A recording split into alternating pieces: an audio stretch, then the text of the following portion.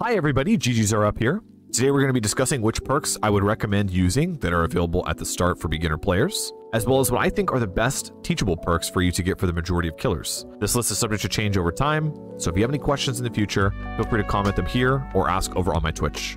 Link is in the description. To begin, let's discuss the best generic killer perks that are available to you at the start of your killer journey. Sloppy Butcher and Jolt are, in my opinion, the two best perks you can take that are not teachables on the majority of killers. Most of the time when you first start playing killer, I would recommend someone that primarily uses their basic attack to cause survivors to lose health states. Think of killers like Wraith as an example. These two perks synergize perfectly with your gameplay. Sloppy Butcher causes survivors to heal slower, leave larger pools of blood, and causes their healing progress to be reset if the heal is cancelled. Jolt is a great generator regression perk with no cooldown that causes all gens in an area around you to explode and continue regressing when putting a survivor into the dying state. These two perks combined help to slow down the game a considerable amount and do not require a lot of active thinking to get value from them, which is great when you have so much to learn already. If you're interested in rounding out your build, try incorporating perks from killers that you are currently playing, or trying some other good generic perks, like Fearmonger or Bitter Murmur.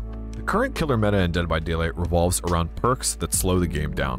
These perks usually are generator regression perks, but can differ from time to time. The perk I recommend starting with is Corrupt Intervention from the Plague. This perk is extremely consistent. It blocks the 3 furthest generators from your spawn position for 2 minutes, or until you put a survivor into the dying state. This is great for all skill levels, as it is almost certainly guaranteed to buy you additional time that you need to start killing those survivors. Deadlock from the Cenobite is another consistent perk that blocks the generator with the most progress for 30 seconds after a generator gets completed. Corrupt Intervention and Deadlock are a great combo if you want straightforward gameplay without having to think of other variables while playing. If being rewarded for chasing survivors and getting hooks is more your speed, I would recommend Scourge Hook Pain Resonance from the Artist and Pop Goes the Weasel from the Clown. Pain Resonance has a unique Scourge Hook mechanic that requires you to hook people on specific white hooks. You start the trial with 4 tokens. The first time each survivor is hooked on a white hook, you lose 1 token, and the generator with the most progress explodes and loses 25% of its current progress. Pop Goes the Weasel activates after hooking a survivor for 45 seconds.